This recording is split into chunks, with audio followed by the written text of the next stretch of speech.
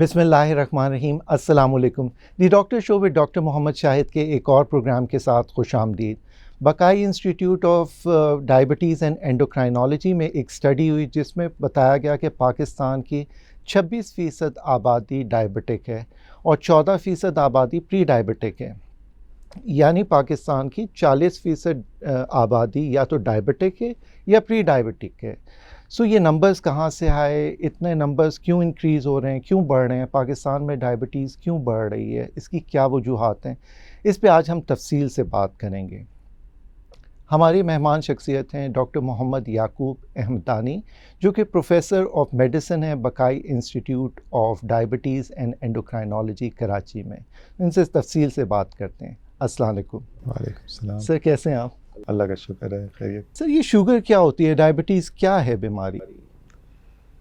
पहले तो शुक्रिया कि आपने मुझे मौका दिया यहाँ आने के लिए। और ज़ियाबतीस की बीमारी जो है वो अब तो इतनी आम हो गई है कि मेरे ख़्याल से कोई घर ऐसा नहीं बचा कि जैसे आपने अर्ज़ फरमाया कि काफ़ी प्रेवलेंस बढ़ गया है, शरह बढ़ गई है इसकी।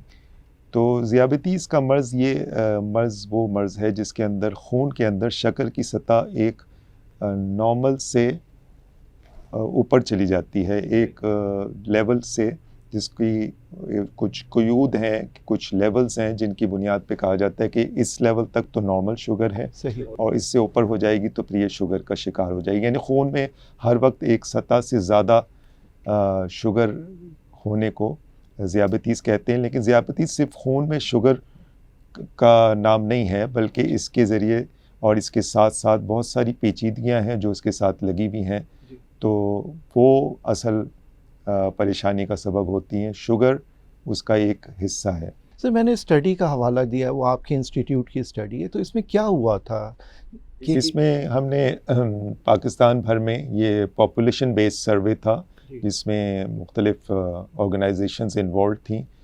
तो इसमें रूरल और अर्बन मुख्तलिफ इलाक़ों के लोगों को रैंडमली आपने सेलेक्ट किया था और फिर सिलेक्शन के बाद उनका OGTT किया। तो जो स्टैंडर्ड मेथड है शुगर की डायग्नोसिस में कि आप शक्कर पिलाते हैं, फिर 2 घंटे पे उनका शुगर चेक करते हैं और अगर वो 200 से ऊपर आ जाए तो फिर ऐसे लोगों को हम शुगर का शिकार कहते हैं, यानी ज़ियाबतीस के मरीज़ हैं वो।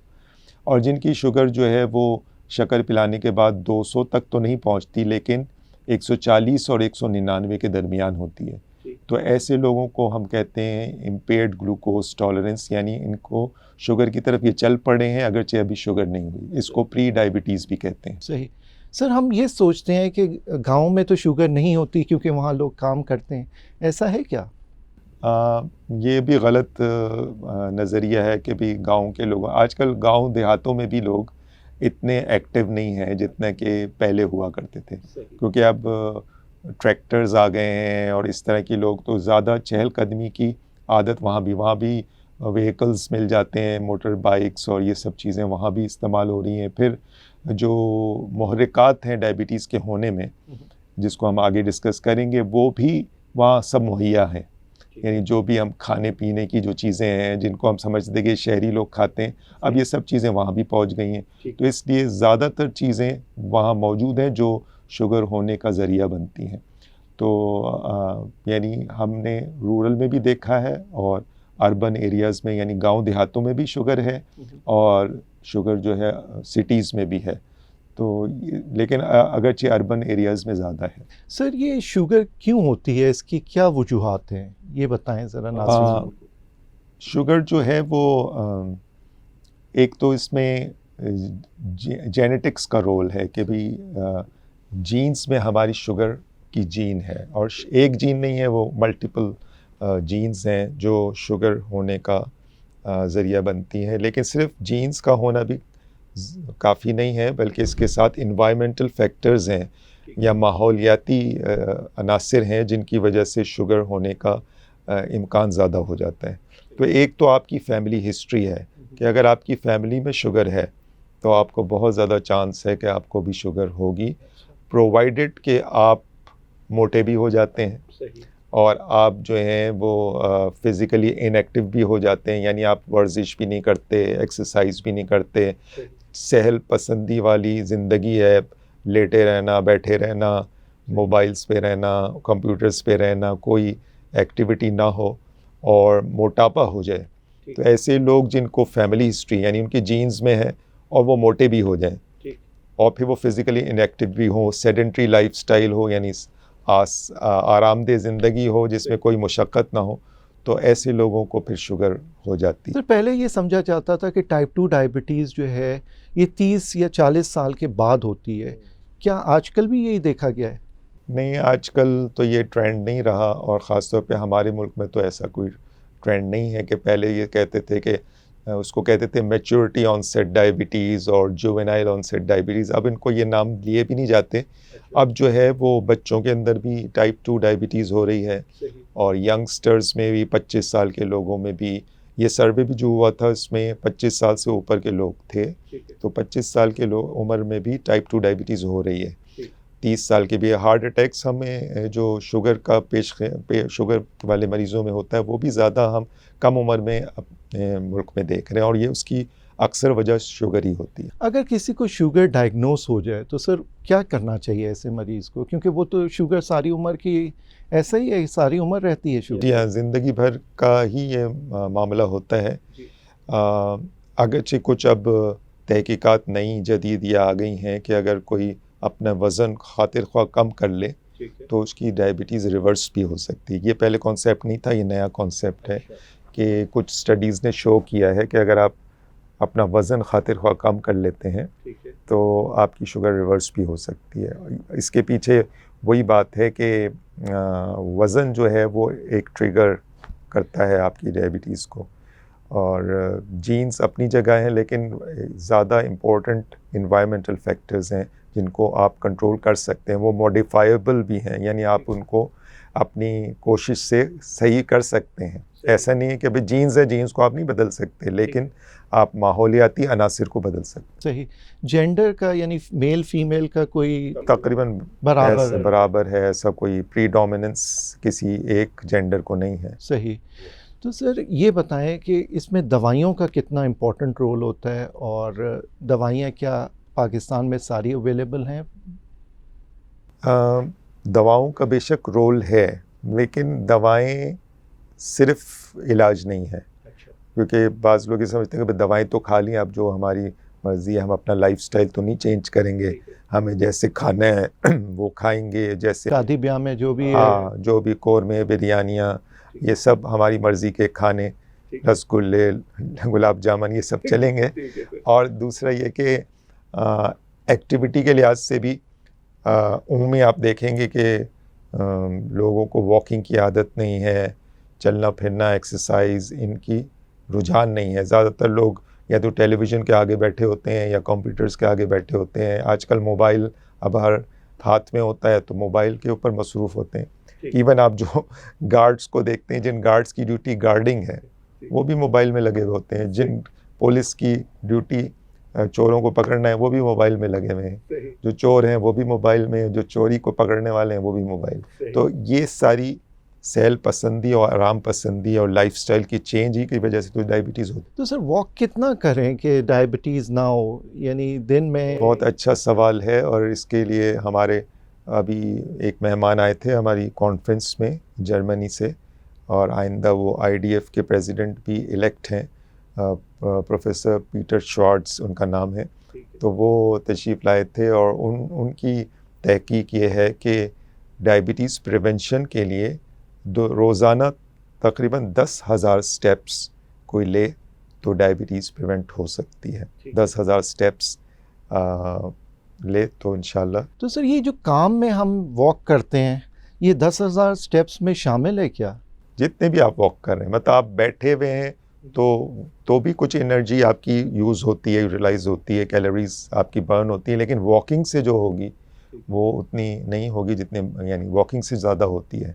तो आपकी ये सारे स्टेप्स जितने आप करते हैं वो काउंट होते हैं, लेकिन हम अगर काउंट भी करें तो हमारे ज़्यादातर बनते होंगे 4-5 हज़ार स्टेप्स बनते होंगे, लेने होते हैं 8-10 हज़ार। तो बैठे रहना फीजिबल नहीं है डायबिटीज़ प्रिवेंशन के लिए। उसके लिए हर वक्त आप मोबाइल रहें, चलते फिरते, यानी मोबाइल लेके ना चलें, वैसे मोबाइल वैसे आप। सर ये बताएं कि ये वेट लिफ्टिंग, जिम, इसका क्या फ़ायदा होता है? बहुत सारे लोग पूछते ये हैं। भी देखें, स्पोर्ट्स की कोई भी एक्टिविटी हो, कोई भी फिजिकल एक्टिविटी हो, वो मैटर करती है। चाहे बहुत सारे लोग एक्सरसाइज कर भी नहीं सकते तो उनकी मूवमेंट्स किसी दर्जे भी बेड में भी हो रही है। बाज़ लोग मूव ही नहीं कर सकते, जोड़ों के मसाइल हैं, वो वॉक ही नहीं कर सकते, तो वो एक्टिविटी अपने फिज़िकली कुछ भी कर सकते हैं, हाथों की मूवमेंट्स हैं, एक्सरसाइज, मूव करें अपने आप को, उसकी भी वैल्यू है। खुराक के बारे में बताएं कि ये कौन सी खुराक आ गई है हमारे पास जो है डायबिटीज़ करा रही है। आधे लोग तो डायबिटिक या प्री डायबिटिक हैं पाकिस्तान में। अब ये कौन सी खुराक है सर ये? खुराक जो है ना, वो कौन सी खुराक नहीं, वो हम और आप सब खाते हैं, इसलिए हम सबको पता है कि कौन सी खुराक है। वो वही है जो हम शादियों में खा रहे हैं, जो आपकी मुख्तलिफ़ तकरीबात में खा रहे हैं, चाहे वो कोई भी तकरीब हो। हम खाने पीने में, फिर हमारी ये फास्ट फूड चेन्स हैं जो हमारे पास वेस्ट से आई हैं, और ये वेस्ट से जो आई हैं तो हर चीज़ में हम उनको कॉपी कर रहे हैं, उनके खानों को भी हमने कॉपी किया। तो अब ये फास्ट फूड जितनी भी है, ये एनर्जी डेंस फूड्स हैं, यानी इनमें एनर्जी इतनी है, हर लगने को तो एक बन कबाब खा रहे हैं आप, लेकिन उसके अंदर डेंस कैलोरीज हैं, यानी उसमें कैलोरीज बहुत सारी हैं। तो आप कहने को तो एक आपने बन कबाब खाया, लेकिन आपने पता नहीं क्या कितनी कैलोरीज ले ली, और उसके साथ आपने कोल्ड ड्रिंक पी ली, तो फिर काम हो गया आपका कि आपने इतनी सारी कैलोरीज थोड़े से वक्त में ले ली। डॉक्टर याकूब, ये हमें बताएं कि ये शुगर से कॉम्प्लिकेशंस क्या हो सकती हैं? बहुत ख़तरनाक कॉम्प्लिकेशंस होती हैं, इससे डर लगता है हर किसी को। तो ये बताएं कौन कौन सी कॉम्प्लिकेशंस होती हैं जिस्म में? बहुत सारी कॉम्प्लिकेशंस शुगर के अंदर हो जाती हैं, और असल मसला कॉम्प्लिकेशंस ही का है कि कॉम्प्लिकेशंस मसलन आँखों का मसला है, तो आँखों की बिनाई से आदमी महरूम हो सकता है। अगर डायबिटीज़ रेटिनोपैथी हो जाए, ये यानी आँखों के पर्दों पे शुगर के जब असरात होना शुरू हो जाते हैं, तो उसकी वजह से उसमें ब्लीडिंग होती है, और आहिस्ता आहिस्ता बिनाई फिर कमज़ोर हो जाती है और ख़त्म भी हो जाती है। इसी तरह गुर्दों का मसला है कि गुर्दे जो हैं, आपको डायलिसिस सेंटर में 1/3 से आधे पेशेंट ऐसे मिलेंगे जिनको शुगर का मर्ज़ है। इसी तरह आप दिल के हम वार्ड्स में चले जाएं, दिल के जितने बड़े इदारे हैं उसमें से 1/3 से आधे मरीज़ ऐसे होंगे जो शुगर के मरीज़ होंगे या प्री डायबिटिक होंगे। तो ऐसे ही बड़े बड़े स्ट्रोक्स के सेंटर में चले जाएं, तो यानी फालिज के जो मसाइल हैं, तो वो भी आपको शुगर के मरीज़ वहाँ भी ज़्यादा नज़र आएंगे। इसी तरह कैंसर्स बहुत सारी किस्मों के हैं जो डायबिटिक्स में ज़्यादा देखे जाते हैं। तो इस दौर की जितनी मेजर बीमारियां हैं, जिनको हम बीमारियां समझते हैं, जैसे ब्लड प्रेशर है, जैसे हार्ट की बीमारी है, जैसे गुर्दे की बीमारी है, जैसे आँखों की बिनाई का चले जाना है, पैरों के ज़ख़म हैं, पैरों पे असाबी कमज़ोरी हो जाती है शुगर के मरीज़ों में, फिर उसमें नालियों की पूरा निज़ाम जिस्म में चल रहा है, मुख्तलिफ़ हमारे सप्लाई जो ब्लड सप्लाई होती है हमारे जिस्म के मुख्तलिफ़ आज़ा को, वो खून की शरियानों के ज़रिए से होती हैं।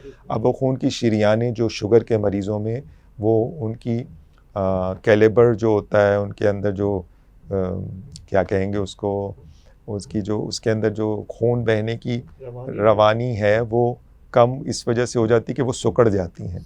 जब सिकुड़ जाती हैं तो खून पूरे तौर पे उन ऑर्गन्स को नहीं पहुंचता, मसलन गुर्दे को नहीं पहुंचता, असाब को नहीं पहुंचता, दिल को नहीं पहुंचता, दिमाग को नहीं पहुंचता, जिल्द को नहीं पहुंचता। जिस्म के सारे आज़ा खून की सप्लाई लिए हुए हैं, तो जहाँ जहाँ खून जाएगा वहाँ वहाँ खून पहुँचने में देर लगेगी या स्लो फ्लो होगा, तो वो आज़ा मुतासर हो जाएंगे। बहुत सारे मरीज़ कहते हैं कि डॉक्टर साहब अभी तो हमारी शुगर ठीक है, पहले ख़राब थी, लेकिन असर तो अभी हो गया, तो हमारी तो हमने शुगर बहुत अच्छी रखी हुई है, आप देखें HbA1c6 का है, तो क्या पुरानी शुगर भी असर डालती है अगर अनकंट्रोल? ऐसा होता है कि कंट्रोल बाज़ लोग अगर करने लगते हैं, तो वो जो पिछला मसला था, जो बर्डन पहले था, होता ही है कि बहुत सारी मर्तबा ऐसा होता है कि शुगर डायग्नोज लेट होती है, तो लोगों को पता ही नहीं होता कि उनको शुगर है।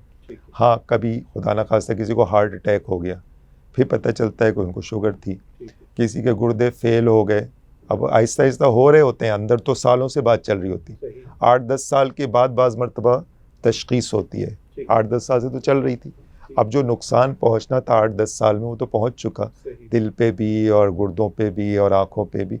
अब कोई चीज़ ज़ाहिर होके एकदम से सामने आई कि भी आँख खुदा न खास्ता बीनाई उसकी मुतासिर होगी, तो मरीज़ आँखों के डॉक्टर के पास पहुंच गया, दिल का कोई आर्जा हो गया दिल के डॉक्टर के पास पहुंच गया, गुर्दे का कुछ मसला हो गया। तो लेकिन ये सब हुआ क्यों?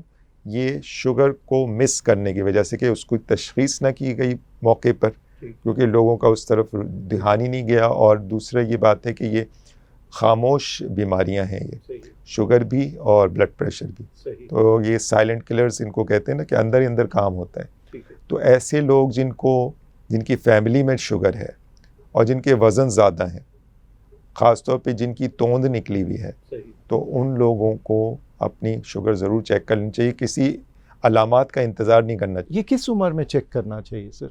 बस आप 25 साल के बाद तो करना शुरू कर दें। अच्छा। हाँ, क्योंकि 25 साल में भी देखी जा रही है, तो आप जितना और कितनी बार करनी और चाहिए? ख़ास तौर पे जो मोटे हैं उनको तो बचपन में भी चेक करना चाहिए, यानी अगर बच्चे हैं, बच्चों के अंदर भी डायबिटीज़ टाइप 2 टाइप 1 तो होती ही है, लेकिन टाइप 2 भी अब देखी जा रही है। और ख़ास तौर पे जो बच्चे मोटे हैं, और आपको स्कूलों में भी ये प्रिवेंशन की जब बात करते हैं हम, तो इसमें मोटापे को प्रिवेंट करना बहुत ज़रूरी है। सर स्कूलों में तो कैंटीन्स हैं और वो फ्राइड आइटम्स हैं, तो इसको किस तरह रोका जाए? क्या स्कूल्स पे भी तवज्जो देनी चाहिए कि? जी हाँ, अभी कुछ कोशिशें हो रही हैं और स्कूल्स के अंदर हमारे यहाँ तो नहीं, दूसरे ममालिक में उनकी जो मील सर्विस होती है उसको वो रेगुलराइज कर रहे हैं। हमारे यहाँ भी होना चाहिए। कोल्ड ड्रिंक्स तो बिल्कुल भी अलाउड नहीं होनी चाहिए, और जिस तरह फास्ट फूड भी।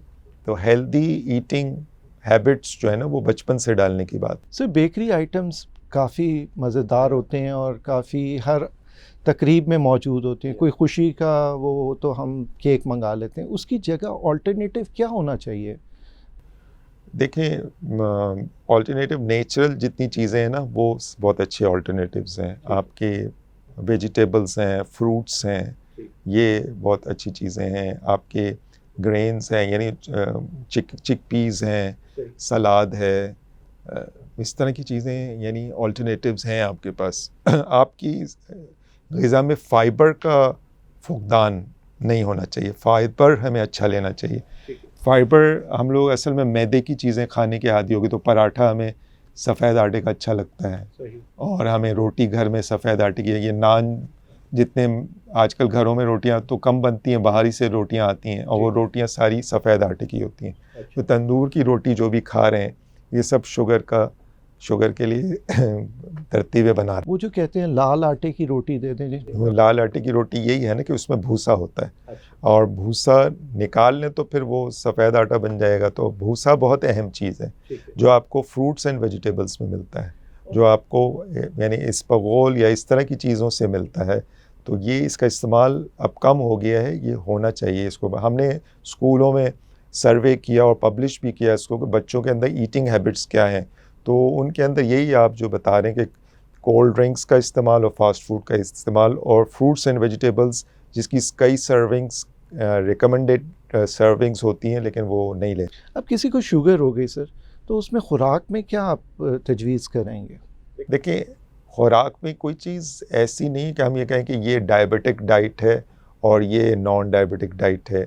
डाइट वही है जो हम सब खाते हैं, बस उसमें हमें तनासुब को देखना है कि कौन सी चीज़ कितना ले रहे हैं। यानी एक ग्लाइसेमिक लोड है और एक ग्लाइसेमिक इंडेक्स है। कुछ बाज़ चीज़ें ऐसी हैं जो ज़्यादा शुगर बढ़ा देती हैं, और बाज़ चीज़ें ऐसी कम शुगर बढ़ाती हैं, और बाज़ अब ये कि एक चीज़ जो शुगर तेज़ी से बढ़ाती है, उसकी मिकदार अगर आप कम ले लें तो मसला नहीं है, लेकिन उसकी मिकदार अगर लोड भी ज़्यादा ले लें, उसमें ग्लाइसेमिक इंडेक्स भी ज़्यादा, यानी उससे शुगर ज़्यादा बनेगी, और आपने उसकी मिकदार भी ज़्यादा ले ली, तो फिर वो ज़ाहिर है कि आपकी शुगर बढ़ा देगी। सर ऐसी कोई ग़िज़ा नहीं जिसमें ज़ीरो शुगर हो?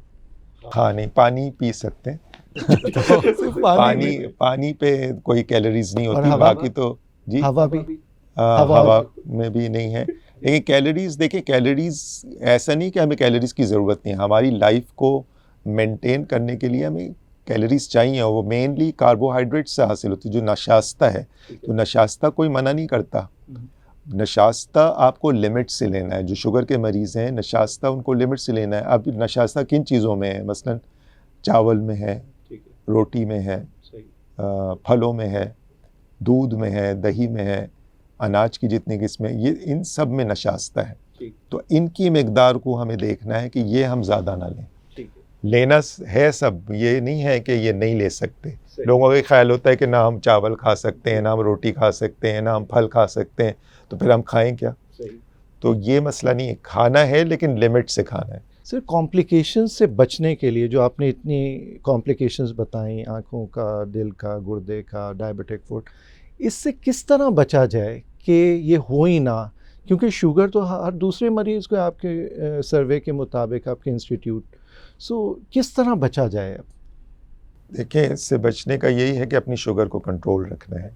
अब शुगर, डायबिटीज़ या शुगर का मर्ज़ जो है ना, वो सिर्फ शुगर ही के कंट्रोल करने का नाम नहीं है, बल्कि डायबिटीज़ मैनेजमेंट में आपके चर्बी कंट्रोल भी है। जैसे कोलेस्ट्रॉल, शुगर के मरीज़ों का अक्सर कोलेस्ट्रॉल भी बढ़ा हुआ होता है।